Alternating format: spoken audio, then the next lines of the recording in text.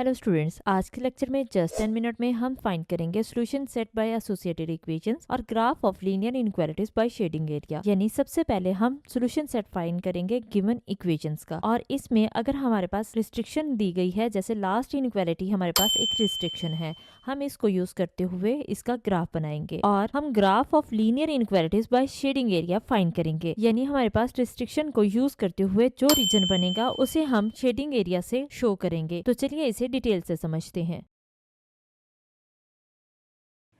इस लेक्चर में हम सॉल्यूशन सेट फाइंड करेंगे एसोसिएटेड इक्वेशंस को यूज करते हुए। तो देखते हैं इसके लिए क्वेश्चन में यहाँ पे देखें कि हमारे पास दो इनइक्वालिटीज हैं और एक रिस्ट्रिक्शन है कि y greater than equal to 0 है। तो इस रिस्ट्रिक्शन को हम ग्राफ बनाते हुए यूज करेंगे। देखते हैं इसका सोल्यूशन में सबसे पहले हम इन दोनों इनइक्वालिटीज की एसोसिएटेड इक्वेशंस लिखेंगे। तो इक्वेशंस कैसे लिखते हैं कि हम इनइक्वालिटी की जगह पे इक्वल का साइन लगा देते हैं। तो यहाँ पे ये देखें, दोनों इक्वेशन में हमने इक्वल का साइन लगा दिया। तो ये हमारे पास इक्वेशन 1 और 2 एसोसिएटेड इक्वेशंस आ गई। इन दोनों इक्वेशंस को यूज़ करते हुए हम इसका सोल्यूशन फाइंड करेंगे। तो पहले हम फर्स्ट इक्वेशन का एक्स इंटरसेप्ट और वाई इंटरसेप्ट फाइंड करते हैं। तो एक्स इंटरसेप्ट के लिए हम वाई को 0 पुट करते हैं इक्वेशन 1 में। तो y की जगह हम क्या लिख देंगे, 0 लिख देंगे और बाकी सारी वैल्यूज़ उसी तरह से आ जाएंगी। तो यहाँ पे देखें y की जगह 0 आ गया। अब 7 को 0 से मल्टीप्लाई करेंगे, 0 आ जाएगा। तो 0 प्लस 3x ही आएगा और ये 21 उसी तरह से आ गया।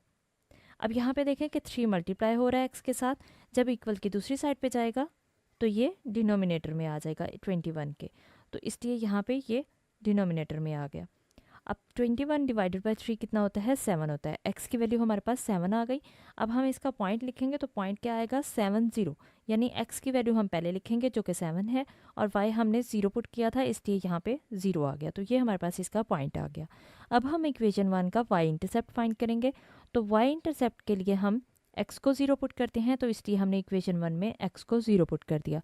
पहले हमने y को 0 पुट किया था, अब हम x को 0 पुट करेंगे। तो x की जगह यहाँ पे देखें कि ये 3x था, तो ये 3 इंटू 0 आ जाएगा, प्लस 7y उसी तरह से आ जाएगा और 21 भी इज इक्वल टू 21 उसी तरह से आ गया। अब 3 को हम 0 से मल्टीप्लाई करेंगे तो कितना आएगा, 0 0 प्लस 7y ही आएगा और इक्वल किसके आ गया, 21 के। अब यहाँ पे देखें कि y के साथ 7 मल्टीप्लाई हो रहा है, जब इक्वल के दूसरे साइड पे जाएगा तो डिनोमिनेटर में आ जाएगा। तो इसलिए ये 21 के डिनोमिनेटर में आ गया 7। अब 21 डिवाइडेड बाय 7 कितना होता है, 3। तो यानी y की वैल्यू 3 आ गई। इसका भी हम पॉइंट लिख लेंगे। तो हमेशा हम x की वैल्यू पहले लिखते हैं। यहाँ पे x की वैल्यू हमने क्या पुट की है, 0। तो x की वैल्यू 0 है, इससे y की वैल्यू क्या मिली, 3। तो इसलिए यहाँ पे 0 3 पॉइंट आ गया। अब हम सेकेंड इक्वेशन का एक्स इंटरसेप्ट पहले फाइंड करेंगे। तो इसके लिए भी y को 0 पुट करना होगा इक्वेशन 2 में।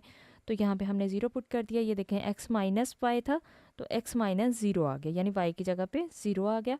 और x माइनस 0 x ही होता है, x की वैल्यू हमारे पास 2 आ गई। अब हम इसका पॉइंट लिखेंगे। तो पहले x की वैल्यू हमने लिखी, वो 2 थी, और y की वैल्यू हमने क्या पुट की, 0। तो इसलिए 2 0 इसका पॉइंट आ जाएगा। अब हम इसका y इंटरसेप्ट फाइंड करेंगे। तो y इंटरसेप्ट के लिए हम x को 0 पुट करेंगे इक्वेशन 2 में। तो ये क्या आएगा, x माइनस वाई था तो 0 माइनस वाई आ जाएगा, यानी x की जगह पे हमने 0 पुट कर दिया। 0 माइनस वाई ही आएगा। यहाँ पे हम एक स्टेप लिख सकते हैं कि माइनस वाई किसके इक्वल आ जाएगा, 2 के। अब ये माइनस हम दूसरी साइड पे भी शिफ्ट कर सकते हैं, तो इसलिए यहाँ पे y की वैल्यू 2 आ जाएगी। यानी हमने दोनों साइड पे माइनस से मल्टीप्लाई कर दिया, तो ये माइनस माइनस प्लस हो जाएगा, y के साथ जो माइनस था, और यहाँ पे माइनस आ जाएगा। तो इसका अब हम पॉइंट लिखेंगे। तो पॉइंट क्या आएगा, 0 माइनस 2, यानी x की वैल्यू 0 है तो y की वैल्यू माइनस 2 मिली। अब हम इसका टेस्ट पॉइंट चेक करते हैं। तो टेस्ट पॉइंट के लिए हम पुट करते हैं 0 0 इनइक्वालिटी में। तो हमारे पास inequality 3x plus 7y less than equal थी, इक्वल यहाँ पे नहीं लगाते, यानी ये साइन नहीं लगाते टेस्ट पॉइंट चेक करते हुए। हम जस्ट लेस देन लगाएंगे, लेस देन 21। अब x और y की जगह हम दोनों की जगह पे 0 पुट कर देंगे। तो हमने दोनों की जगह पे 0 पुट कर दिया। 3 को 0 से मल्टीप्लाई करेंगे तो 0 आएगा, प्लस 7 इंटू 0 0 आएगा, 0 प्लस 0 0 ही आएगा। 0 लेस देन 21 आ गया, यानी 0 छोटा है 21 से। तो ये ट्रू है कि 0 छोटा होता है 21 से। ये भी ट्रू हो गया। तो इसका मतलब है अगर ये ट्रू आया तो ये हम कह देंगे कि इस इनइक्वालिटी का graph towards the origin side है, यानी जो ग्राफ बनेगा, जो शेडेड एरिया आएगा, वो रीजन साइड पे आएगा। अब हम सेकेंड इक्वेशन के लिए भी पुट करेंगे, टेस्ट पॉइंट चेक करेंगे, उसके लिए भी 0 0 पुट करेंगे एक्स और वाई की जगह पे। तो एक्स की जगह भी वाई 0 और वाई की जगह भी 0 पुट करेंगे। तो 0 माइनस 0 0 ही होता है, 0 लेस देन 2 आ गया। तो 0 छोटा होता है 2 से, ये भी ट्रू हुई इक्वेशन। तो इसके लिए भी हम कह देंगे कि इस इनक्वालिटी का ग्राफ भी टूवर्ड्स द ओरिजिन साइड है, यानी ओरिजिन साइड पे सारा शेडेड एरिया आएगा।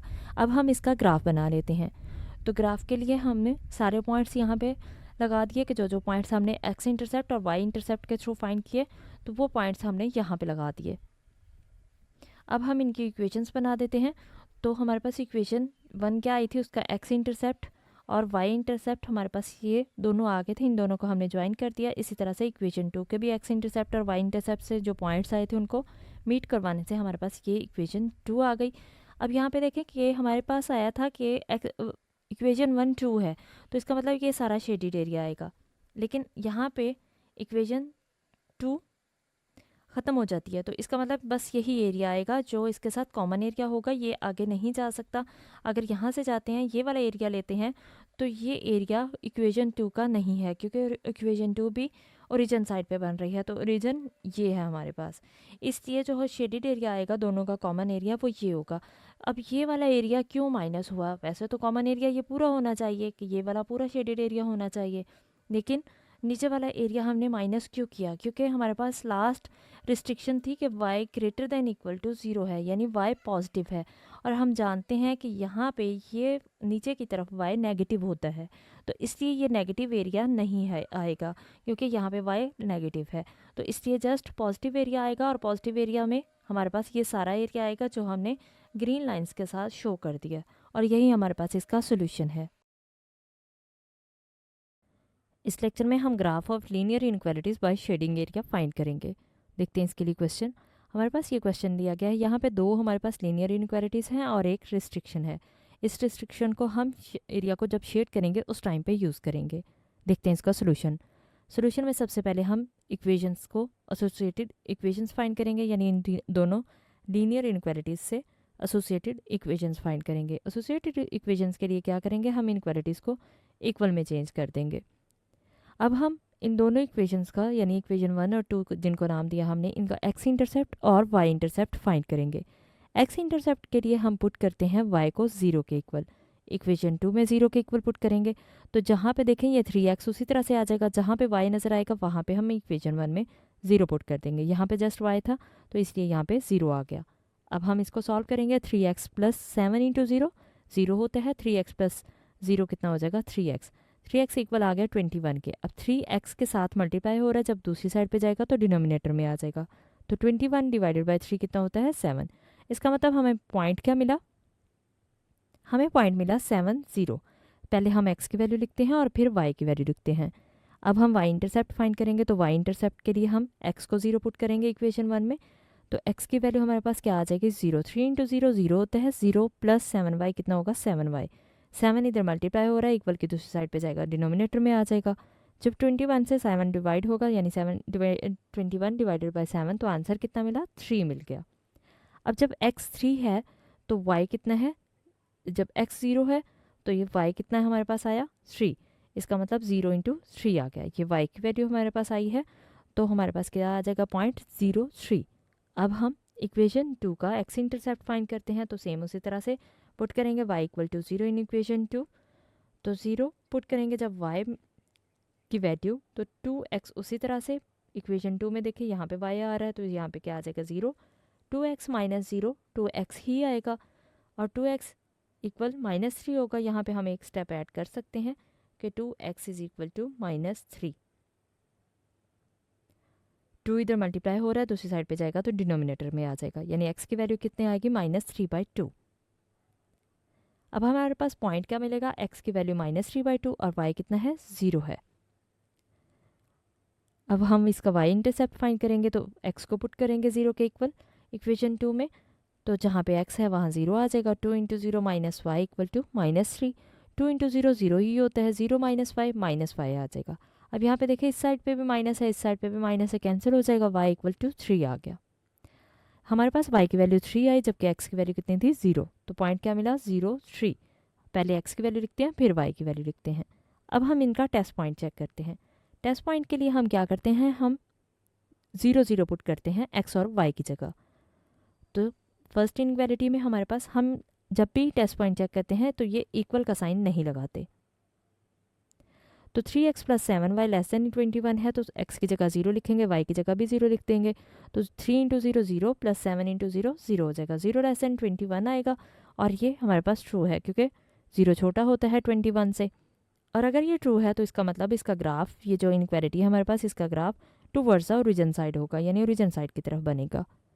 अब हम पुट करेंगे इनइक्वालिटी 2 में भी x और y की जगह 0, तो यहाँ पे x की जगह भी 0 आ जाएगा, y की जगह भी 0 आ जाएगा। 2 इंटू 0 0 होता है, 0 माइनस 0 0 आ जाएगा। तो यहाँ पे हमारे पास क्या आया कि 0 ग्रेटर देन है -3, तो ये भी ट्रू है क्योंकि पॉजिटिव वैल्यू इसको, या 0 को हम पॉजिटिव वैल्यू कंसीडर करते हैं, तो 0 ग्रेटर देन होता है -3 से, तो इसलिए ये भी ट्रू है। इसका मतलब इसका ग्राफ भी टूवर्ड्स द ओरिजिन साइड बनेगा। इसका ग्राफ देख लेते हैं। तो सारे पॉइंट्स हमने यहाँ पे लगा दिए। अब पॉइंट्स को ज्वाइन कर लेते हैं, तो ये हमारे पास लाइन जो इनइक्वालिटी फर्स्ट थी वो बनेगी। ये हमारे पास फर्स्ट एसोसिएटेड इक्वेशंस के थ्रू हमने लाइन लगा ली, और ये हमारे पास सेकंड बनेगी। अब दोनों हमारे पास इनइक्वालिटीज ट्रू थी, इसका मतलब है कि ओरिजिन साइड पे बनेगा। अब ओरिजिन साइड पे यहाँ पे ये ओरिजिन है, और ये हमारे पास रिस्ट्रिक्शन भी थी। रिस्ट्रिक्शन क्या थी कि हमारे पास x पॉजिटिव ही होना चाहिए, क्योंकि ये एरिया, इनका कॉमन एरिया जस्ट ये आ रहा है, दोनों लाइंस का ये कॉमन एरिया है। अब इस कॉमन एरिया में देखा जाए तो x जो नेगेटिव है वो निकल जाएगा। तो x कहाँ से नेगेटिव शुरू हो गया, यहाँ से x नेगेटिव शुरू हो गया, तो इसका मतलब ये एरिया इंक्लूड नहीं हो सकता। तो फिर कौन सा एरिया इंक्लूड होगा, जिसको हमने ग्रीन लाइंस के साथ शो करवा दिया है। तो ये हमारे पास इसका सोल्यूशन सेट होगा। हमारे पास जो ग्रीन लाइंस में आएगा यही इसका सोल्यूशन सेट मिलेगा।